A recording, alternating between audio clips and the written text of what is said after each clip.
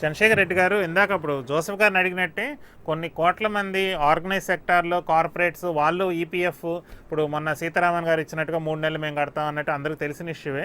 Employee provident fund ఉంది కదా, వాళ్ళందరూ కొన్ని కోట్ల మంది ప్రైవేట్ సెక్టార్ ఎంప్లాయీస్ ఉన్నారు. వాళ్ళకి ఎందుకు అంటే ఇన్సెక్యూరిటీ వాళ్ళకి ఎందుకు లేదు? ఇప్పుడు మీకు ఎన్పిఎస్లో కొత్తగా మీరు ఎందా చెప్తున్నారు ఎన్ని లక్షల మంది ఉన్నారని ఎన్పిఎస్ కింద, అంటే ఏ రకమైన అంటే ఇప్పుడు సిపిఎస్ని క్యాన్సిల్ చేయమంటాం అనేది అది లాజికల్గా అచీవ్ చేయగలిగే గోలా, లేదా కొంత ఈ ఎన్పిఎస్ ఈ సిపిఎస్లోనే కొంత భద్రత కొంత గవర్నమెంట్ గ్యారంటీ ఏమైనా ఇవ్వటం దానివల్ల కొంత సమస్య తీరే ఛాన్స్ ఉందంటారా? అంటే ప్రైవేట్ ఎంప్లాయీస్కి లేని ఎక్స్ట్రా ప్రివిలేజెస్ ఈ ఎన్పిఎస్ కింద ఎందుకు ఉద్యోగాలు అడుగుతున్నారు? మీరు చెప్పినట్టుగా ఫస్ట్లో చెప్పారు చూడండి, మీరు ఏమని చెప్పారంటే ఈ ఎక్కువ కాలము బతకడం అంటే జీవించడం మూలాన పెన్షనర్స్కి ఎక్కువ ఖర్చు అవుతుంది అనేది మెయిన్గా ఇక ఇంటర్నేషనల్ మానిటరీ ఫండ్ వాళ్ళు ఆనాడు మన కేంద్ర ప్రభుత్వానికి తెలియజేయడం జరిగింది. ఇప్పుడు 2001లో చెప్పినారు. కాబట్టి దాన్ని ఆ బర్డన్ ఎలాగైనా తగ్గించుకోండి, లేకపోతే పెన్షన్ రూపకంలో ఎక్కువ పే చేయాల్సి వస్తుంది అని చెప్పినప్పుడు ఆ రోజు ఉన్నటువంటి కేంద్ర ప్రభుత్వం ఆలోచించి దీన్ని ఎలాగైనా తగ్గించి ప్రైవేట్ పరం చేయాలనేటువంటి ఆలోచన ఆ రోజు కలిగింది. అయితే రిటైర్ అయిన తర్వాత ఖచ్చితంగా మా వాళ్ళకి భద్రత అనేది లేనే లేదు, క్లారిటీగా మాకు తెలుస్తూనే ఉంది. ఎందుకంటే ఈ ఓల్డ్ పెన్షన్ సిస్టంలో ఉన్నటువంటి విధానము సిపిఎస్లో ఖచ్చితంగా లేదు అనేది కూడా మేము చెప్తున్నాం. ఎందుకంటే అది ఫండమెంటల్ రైట్. పెన్షన్ అనేది ఉద్యోగిగా పనిచేసినంత కాలం కూడా ఉద్యోగి దాదాపు 30 సంవత్సరాల పైన దాదాపు 40 సంవత్సరాల లోపల ఈ రోజున సర్వీస్ చేస్తున్నారు. ఆ సమయంలో ఉద్యోగి ఎలాంటి బిజినెస్లు కానీ అతను కానీ వాళ్ళ ఫ్యామిలీకి సంబంధించిన భార్య కానీ పిల్లలు కానీ ఏది కూడా చేసేదానికి లేదు. ఓన్లీ ప్రభుత్వ ఇచ్చేటువంటి ఏదైతే ఆ యొక్క శాలరీ ఉందో ఆ శాలరీ మీద ఆధారపడి ఆ శాలరీకి బద్దులుగా బతకాల్సినటువంటి జీవించాల్సినటువంటి అవసరం ఉంది. రిటైర్ అయిన తర్వాత కూడా దానికి ఆ యొక్క పెన్షన్ ఏదైతే ఉందో ఆ యొక్క జీవితకాలం జీవించేదానికి ఖచ్చితంగా ప్రభుత్వం ఇవ్వాలి అని చెప్పేసి కూడా సుప్రీంకోర్టు 1982లోనే చెప్పింది అది. ఎందుకంటే ఈ పెన్షన్ అనేది ప్రాథమిక హక్కు, ఉద్యోగస్తులకి ఖచ్చితంగా ఇవ్వాలి అని చెప్పేసి కూడా ఆ రోజున సుప్రీంకోర్టు కూడా ఒక కేసులో తీర్పు ఇవ్వడం జరిగింది. అంటే ఇదే ఫండమెంటల్ రైట్, ఇది మా యొక్క రైట్ అది పెన్షన్ అనేది ఉద్యోగికి. ఎందుకంటే అంతకాలము ప్రభుత్వం కోసము రాత్రింబౌళ్ళు మరి సెలవులు అనేది లేకుండా 24 అవర్స్ కూడా ప్రభుత్వం ఎప్పుడు చెప్పినా ఈరోజు చూస్తా ఉన్నాం. మరి కోవిడ్-19 వచ్చిన తర్వాత ఎవరు ముందు పనిచేస్తున్నారు? ప్రైవేట్ ఉద్యోగస్తులా లేకపోతే ప్రభుత్వ ఉద్యోగస్తుల? ప్రభుత్వ ఉద్యోగస్తులు ప్రాణాలకు తెగించి ఈ రోజున ఇటు మెడికల్ డిపార్ట్మెంట్ కానీ అదేవిధంగా మున్సిపాలిటీ కానీ అదేవిధంగా పోలీసులు కూడా రాత్రింబౌళ్ళు మరి వాళ్ళ ప్రాణాలు పోతాయని కూడా ఈ నర్సులు అయితే ఏఎన్ఎం చూస్తూ ఉన్నాం. చాలా మంది ఈ పిల్లల్ని కూడా చిన్న పిల్లల్ని కూడా వదిలేసి ఉద్యోగాలు చేస్తూ ఉన్నారు. ఒక మనిషి చనిపోతే కోవిడ్-19 వలన అతన్ని దహనం చేసేటప్పుడు కూడా దూరంగా మరి మనుషులు కూడా లేకుండా దహనాలు చేస్తున్నారు. అలాంటి జబ్బు వచ్చినప్పుడు వీళ్ళు దగ్గరికి పోయి వాళ్ళకి సేవలు చేస్తూ వీళ్ళ ప్రాణాలు కూడా లెక్క చేయకుండా ఒక దేవుళ్లాగా వాళ్ళని కాపాడుతూ ఈ రోజున చూస్తా ఉన్నాం. మన రాష్ట్రంలో దాదాపుగా మరి ఎంతో మందిని అందరినీ కూడా నయం అవుతున్నాయని చెప్పారు. అలాంటి ఈ ఉద్యోగస్తులంతా కూడా మా యొక్క ఏదైతే మా వయసు కానీ మా యొక్క ఇది కానీ సర్వీసెస్ కానీ ప్రభుత్వానికి మేమంతా కూడా అంకితమై పనిచేసినప్పుడు రిటైర్ అయిన తర్వాత ఆ ముసలితనం ఏదైతే ఉందో దాంట్లో ఖచ్చితంగా మరి వాళ్ళకు కావాల్సినటువంటి మందులు కానీ వాళ్ళు జీవించడానికి కానీ మరి ఖచ్చితంగా ఈ పెన్షన్ అనేది ప్రభుత్వం ఇవ్వాలి. ఎందుకంటే రిటైర్ అయిన తర్వాత ఆ యొక్క షేర్ మార్కెట్లో పెట్టినటువంటి ఆ అమౌంట్ 40% కానీ ఏదైనా కానీ అసలు ఎంత వస్తుందనేది నమ్మకం ఎవరికి కూడా లేదు. ఈరోజు చూస్తా ఉన్నాం, మీరు అందరూ కూడా చూస్తున్నారు.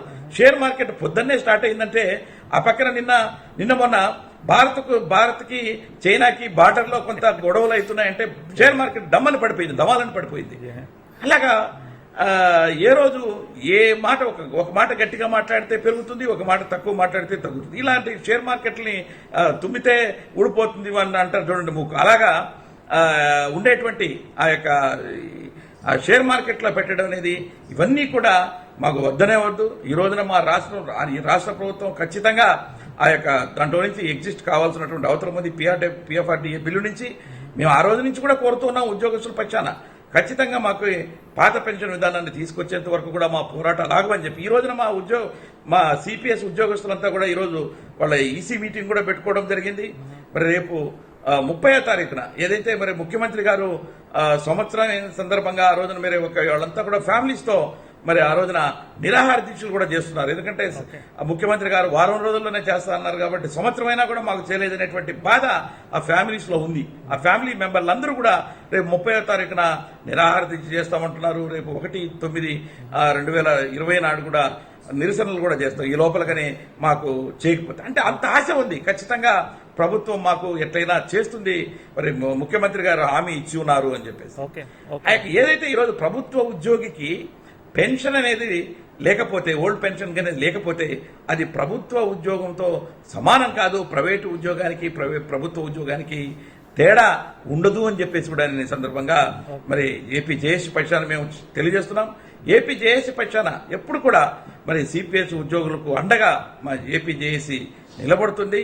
అటు all India state government employees పక్షాన కూడా ఆల్ ఇండియా లెవెల్లో కూడా అన్ని రాష్ట్రాలలో కూడా దీన్ని సిపిఎస్ రద్దు చేసి పాత పెన్షన్ విధానాన్ని తీసుకురావాలని చెప్పేసి దపదపాలుగా చలో పార్లమెంట్ కార్యక్రమాన్ని కానీ చలో ఢిల్లీ కార్యక్రమాలను కానీ అదేవిధంగా మరి అన్ని మీటింగ్లు కూడా మేము పెడుతున్నాం. మరి ప్రధానమంత్రి గారికి కూడా తెలియజేస్తున్నాం.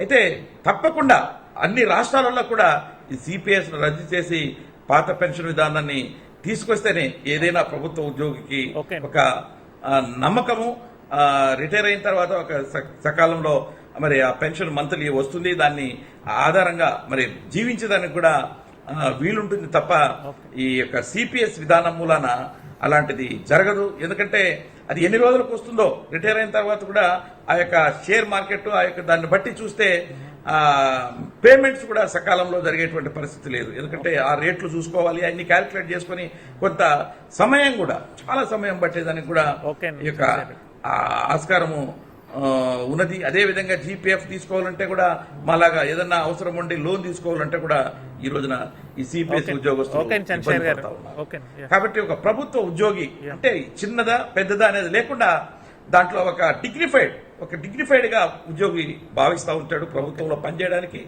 అది అందువలన ఒక నమ్మకం అనేది ఖచ్చితంగా ఉండాలి. అంటే పాత పెన్షన్ విధానాన్ని తీసుకురావాల్సినటువంటి అవసరం ఎంతైనా ఉన్నది. రాజు గారు అంటే ఇప్పుడు చంద్రశేఖర్ రెడ్డి గారు చెప్పినట్టుగా చాలా మంది ప్రభుత్వ ఎంప్లాయీస్కి సదుపాయాలు సరిగ్గా ఉండవు. చాలా ఇందా చెప్పినట్టుగా తక్కువ మంది ఉన్నారు. చాలా స్ట్రెస్ఫుల్గా ఉంది వాళ్ళ సేవలు అందించాలి. కానీ అలాగే వాళ్ళు పెట్టాల్సిన చిన్న చిన్న ఖర్చులకు కూడా బడ్జెట్ ఎవరు, ముఖ్యంగా రెవెన్యూ పోలీసులు అయితే అసలు బడ్జెట్ ఉండదు, మీకు ఇష్టం వచ్చినట్టు చావండి అంటారు. అలాగే ఓవర్ టైమ్ చాలా మంది వారు అన్నట్టుగా ఎక్కువ గంటలు కూడా పనిచేస్తారు. నెంబర్ ఆఫ్ వేకెన్సీస్ ఉన్నాయి. ఓవర్ టైం చాలా పనిచేస్తారు. ఓవర్ టైం అనేది ఉండదు కాన్సెప్ట్ వాళ్ళకి. ఇలాంటివన్నీ ఉన్నాయి. వాళ్ళు డెఫినెట్ గా పాపులేషన్ బట్టి చెప్పాను. అవును చెప్పాను చంద్రశేఖర్ రెడ్డి గారు. సో ఈ ఆస్పెక్ట్స్ అన్ని ఉన్నాయి. బట్ ఇంకొక యాంగిల్ ఎంత చెప్పినట్టుగా నేను ప్రైవేట్ ఇప్పుడు నాన్ గవర్నమెంట్ ఎంప్లాయీస్ లో సమాజంలో ఒక రకమైన ఇంప్రెషన్ ఉంది. గవర్నమెంట్ ఎంప్లాయీస్ అంటే ఆల్రెడీ జీతాలు ఎక్కువ ఉన్నాయి, ఇప్పుడు పెన్షన్లు ఇవన్నీ ఏ రకంగా ఇప్పుడు ఎందాక వారు కూడా అన్నారు ప్రైవేట్ ఎంప్లాయీస్ కి మాకు తేడా ఏమి ఉండదు, ఇంకా ఇదే ఇస్తే మాకు ఆ సెక్యూరిటీ ఉంది. ఏ రకంగా బ్యాలెన్స్ చేయాలంటారు, న్యాయబద్ధం అంటారు వాళ్ళకు? ఇక్కడండి కేంద్ర ప్రభుత్వ సంస్థల్లో కూడా సాలరీస్ ఎక్కువ అనేది నేను ఒప్పుకోను. ఎందుకంటే ఈరోజు చూస్తా ఉన్నాం. బ్రీఫ్ గా చెప్పండి. అయిపోయింది. ఓకే మాట్లాడండి. చెప్పండి సార్. చెప్పండి, బ్రీఫ్ గా చెప్పండి. చంద్రశేఖర్ రెడ్డి గారు మాట్లాడండి. ఇప్పుడు ఓకే, అయితే ప్రభుత్వ ఉద్యోగికి శాలరీస్ ఎక్కువ అనే దాన్ని నేను ఒప్పుకోను. ఎందుకంటే ఈరోజు చూస్తా ఉన్నాము, దాదాపుగా మేము 35 సంవత్సరాలు మా సర్వీస్ చేస్తే మాకు 1 లక్ష రూపాయల జీతం రావట్లా. మేము మా క్వాలిఫికేషన్కి మేము చేసినటువంటి సర్వీస్కి. అదే మా పిల్లలు ఇప్పుడు ఉద్యోగంలో చేరితే వాళ్ళకు స్టార్టింగ్లోనే దాదాపుగా 1,50,000 2 లక్షల రూపాయలు వస్తున్నాయి. అలాగా ప్రైవేటు వాళ్లతో మాకు పోల్చడము అనేది లేదు. ఈ రోజున ఎందుకు ప్రభుత్వ ఉద్యోగంలో చిన్న ఉద్యోగమైన అటెండర్ ఉద్యోగానికైనా కూడా హైలీ క్వాలిఫైడ్ కూడా వచ్చి పోస్ట్ గ్రాడ్యుయేట్ ఈవెన్ మేము కొన్ని డిపార్ట్మెంట్స్ లో చూస్తున్నాం. కానిస్టేబుల్స్ కి బీటెక్ చదివిన వాళ్ళు, ఎంటెక్ చదివిన వాళ్ళు, ఎంబీఏ చదివిన వాళ్ళు ఎంతో మంది వచ్చి కానిస్టేబుల్ ఉద్యోగానికి కూడా రావడము, అటెండర్ ఉద్యోగానికి కూడా రావడం కూడా వస్తున్నారు.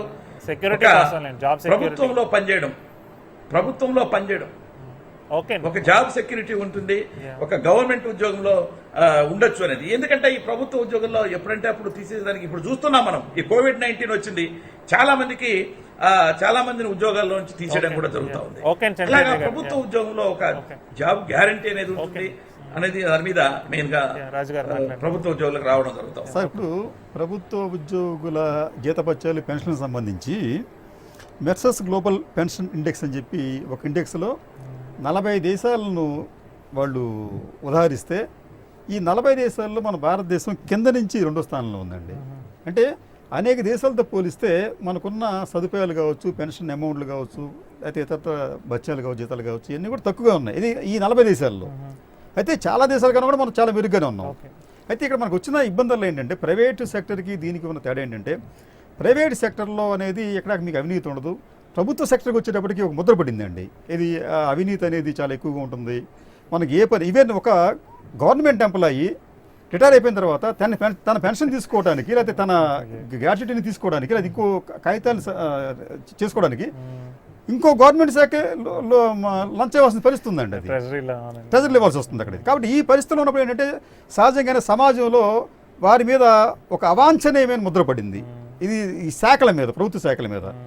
దీన్ని మనం పక్కన పెడితే ఇప్పుడు మీకు ఇందాక అనుకున్నట్టు ఇది కంట్రిబ్యూటరీ పెన్షన్ స్కీము దానికి సంబంధించి మీకు డిఫైన్డ్ బెనిఫిట్ పెన్షన్ సిస్టమ్ అంటే ఓల్డ్ సిస్టమ్ అండి. అది ప్రస్తుతం 82 దేశాల్లో ఉంటే ఇది ఇప్పుడు న్యూ పెన్షన్ సిస్టమ్ అనుకున్న కంట్రిబ్యూటరీ పెన్షన్ సిస్టమ్ వచ్చి 70 దేశాల్లో ఉందండి.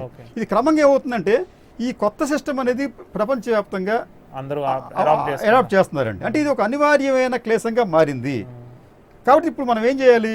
బర్డెన్ తగ్గించుకోవడానికి లేకపోతే సేఫ్టీ మెజర్స్ని మనం చూసుకోవడానికి మనం ప్రయత్నించాలండి. దానికి నేను ఒక సలహా కాదు, ఒక సూచన ఏంటంటే నేను అబ్జర్వ్ చేసిన దాంట్లో ఇప్పుడు గవర్నమెంట్ ఏం చేస్తుందంటే మీరు 10% ఇవ్వండి, మీ 10% ఇస్తామని చెప్పి అంటుంది.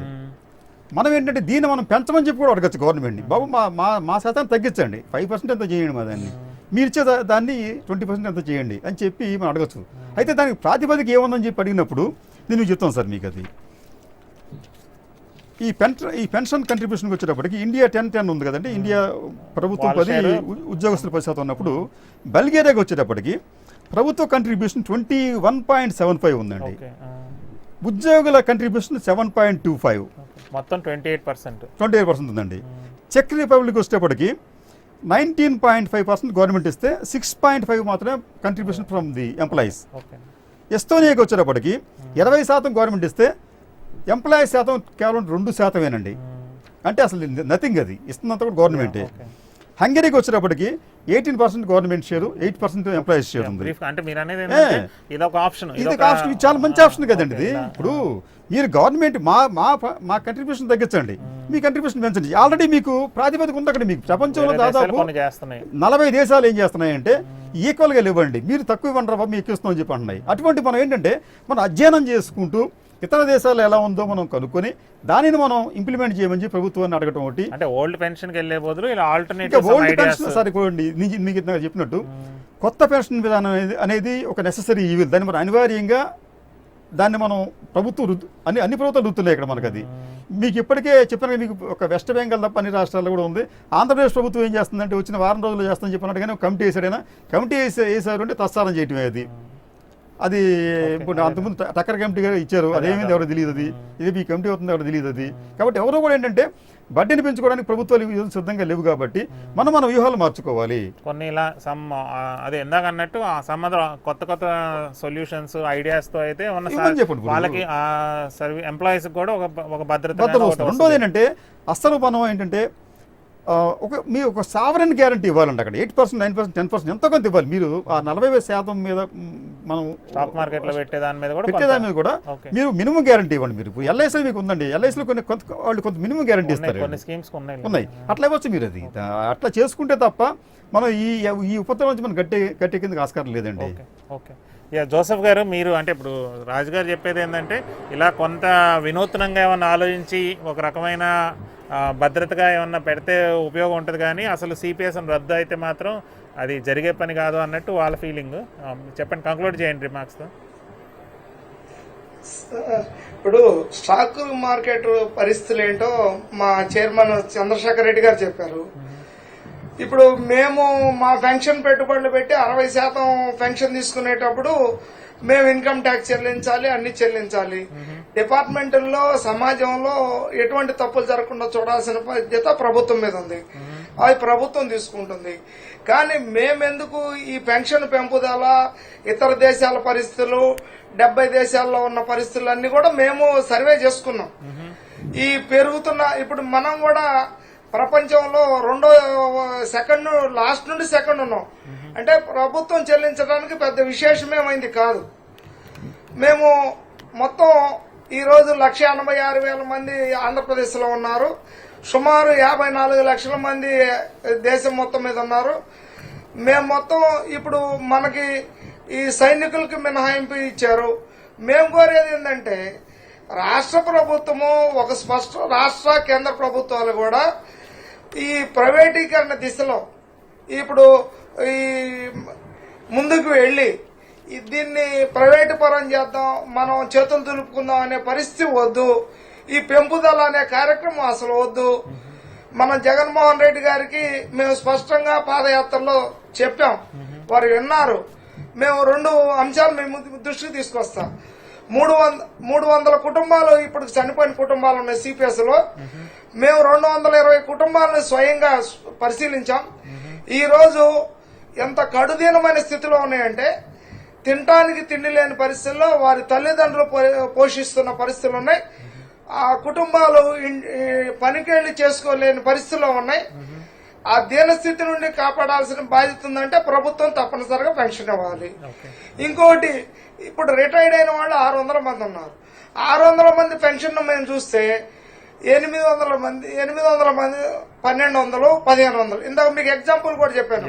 డిఫైన్డ్, నాన్ డిఫైన్డ్ కి తేడా ఏంటంటే ఈ పెట్టుబడులు పెట్టడం, పెంపుదల చేయటం, ఇతర దేశాలతో పోల్చుకోవటం అనేది మేమైతే సమంజసం కాదని తెలియజేస్తున్నాం. టోటల్ గా ప్రభుత్వం, అన్ని ప్రభుత్వాలు ఎక్కువ భరిస్తున్నాయి. మన ప్రభుత్వం కూడా ప్రకటిస్తూ మన ఆంధ్రప్రదేశ్ ఇప్పుడు పశ్చిమ బెంగాల్ ఒకటే పాత పెన్షన్ ఉంది, త్రిపురలో మొన్నటి వరకు పాత పెన్షన్ ఉంది, అంతకుముందు కేరళలో ఉంది. ప్రభుత్వాలు మారినప్పుడు ఆటోమేటిక్ జరుగుతున్నాయి. ఇప్పుడు మాకు గౌరవ జగన్మోహన్ రెడ్డి గారు మాకు స్పష్టమైన హామీ ఇచ్చాడు కనుక దాన్ని హామీని అమలు చేస్తూ మేము కొన్ని ప్రతిపాదనలు రేపు కేబినెట్ లో నిర్ణయం తీసుకుని సిపిఎస్ రద్దు చేస్తూ సిపిఎస్ నుండి వైదొలుగుతున్నామనేది ప్రథమ తీర్మానం చేయాలని కేంద్ర ప్రభుత్వానికి అట్లాగనే మరి ఎన్ఎస్డిఎల్ కి తెలియజేయాలని మేము మా ఆంధ్రప్రదేశ్ నుండి సిపిఎస్ రద్దు చేస్తున్నామని, ట్రస్టుతో చేసుకున్న ఒప్పందాన్ని రద్దు చేయాలి, గత ప్రభుత్వం చేసుకున్న ఒప్పందాన్ని రద్దు చేయాలని, ఉద్యోగులకి నెలవారీ చెల్లిస్తున్న సిపిఎస్ ను రద్దు చేయాలని, మేము ఇంతకు ముందు కట్టిన 10,000 కోట్లు ఎన్ఎస్డిఎల్ లో ఉన్నాయి. ఆ ఎన్ఎస్డిఎల్ నుండి తెప్పించి, ఇప్పుడు తెప్పించలేకపోయినా నిదానంగా తెప్పించి మా ఉద్యోగుల వాటా మా జీపీఎఫ్ లో వేయాలని ప్రధానమైన డిమాండ్. ఈ డిమాండ్ ఈ రోజు 186,000 మంది ఉద్యోగులు ఉంది. మేము ఈ రోజు ఇంకా కొత్త వాళ్ళు వస్తారు, వాళ్ళందరూ కూడా మా బాధ్యత ఉంది. మీరు చెప్పే విధానము, మేము చెప్పే విధానం ఏదైనా ఉద్యోగ భద్రత కావాలంటే తప్పనిసరిగా సిపిఎస్ రద్దు అనేది కంపల్సరీ తీసుకోవాల్సిన నిర్ణయం జగన్మోహన్ రెడ్డి గారు తప్పనిసరిగా తీసుకుంటారు. ఈ రోజు ఒక్క నిమిషం ఈ రోజు మరి ప్రభుత్వం అనేక సంక్షేమ పథకాలు పెడుతుంది. ఈ సంవత్సర కాలంలో జగన్మోహన్ రెడ్డి గారు పెట్టిన సంక్షేమ పథకాలు ఎన్నో మేము అమలు చేస్తామని తెలియజేస్తారు, అమలు చేస్తున్నారు.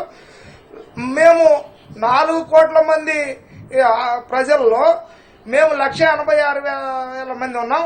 ఈ 186,000 మంది కుటుంబాలకి న్యాయం జరగాలంటే జగన్మోహన్ రెడ్డి గారు ఇచ్చిన హామీని అమలు చేస్తూ వారి కుటుంబాలన్నీ మంచిగా ముందుకెళ్లాలని ఆశిస్తూ తప్పనిసరిగా సిపిఎస్ రద్దు చేస్తూ పాత పెన్షన్ విధానం తేవాలన్నదే మా ఏకైక డిమాండ్. మా ఏపీ జేఏసీ అలానే ఉద్యమ కార్యాచరణ చేస్తాం, అలాగనే ఎస్టీయూ చేస్తున్నాం, ప్యాప్టా చేస్తున్నాం. ప్రభుత్వం మీద నమ్మకం ఉంది, జగన్మోహన్ రెడ్డి మీద నమ్మకం ఉంది, చేస్తారని ఆశిస్తున్నాం. చేయని పక్షంలో మా కార్యాచరణ, మా ఉద్యమాన్ని మేము చర్చించుకొని ప్రకటిస్తాం. ఓకే సుధీర్ గారు. అంటే నా అభిప్రాయం అయితే ప్రభుత్వం ఇందా చెప్పినట్టుగా చాలామంది తక్కువ ఉన్నారు ప్రభుత్వ ఎంప్లాయీస్ వివిధ డిపార్ట్మెంట్స్లో. వాళ్ళ నెంబర్ని పెరగాలి, ముఖ్యంగా విద్య వైద్యంలో. ఇప్పుడు వైద్యంలో కూడా చాలా వేల మందిని రిక్రూట్ చేసుకుంటున్నారు. అలాగే టీచర్లు కూడా చాలా షార్టేజ్ ఉంది. గవర్నమెంట్ స్కూల్స్ నాడు నేడు కింద అభివృద్ధి చేస్తున్నారు. కొన్ని వేల మంది లక్షల మంది ఈ రంగాల్లో తీసుకోవాల్సిన పరిస్థితుల్లో మరి వాళ్ళ జీతాలు ఎలా ఉంటాయి ఈ ఇప్పుడున్న సిస్టంలో? మరి పాత పెన్షన్ సిస్టమ్కి వెళ్తే ముందు అంటే ఈ ఇంపాక్ట్ 20 సంవత్సరాలు 30 సంవత్సరాల తర్వాత పడుతుంది. అవన్నీ లెక్కలేసుకొని నాకు తెలిసి అయితే చాలా భారం పడింది నాకున్న బుర్రలో. బట్ ఏ రకంగా ఇది మరి వాళ్ళ ఇంకో పక్క ఎంప్లాయీస్ యొక్క భయాందోళనలు, ప్రభుత్వ ఉద్యోగం అన్నాక ఒక సెక్యూరిటీ కానీ, రిటైర్ అయిన తర్వాత ఒక గౌరవప్రదమైన లైఫ్, బ్రహ్మాండంగా లగ్జరీ లైఫ్ కాకపోయినా గౌరవప్రదమైన లైఫ్ బతకాలంటే వాళ్ళకి ఏ రకంగా ఒక రకమైన భరోసా ఇవ్వటం కానీ ఇవన్నీ బ్యాలెన్స్ చేసుకోవాలని. కాకపోతే నాకు తెలిసి ఓల్డ్ పెన్షన్ సిస్టమ్ అయితే ప్రాక్టికల్ కాదు. అది ఐ డోంట్ థింక్ ఫైనాన్షియల్గా it is not, I don't think practical కాదు కదా.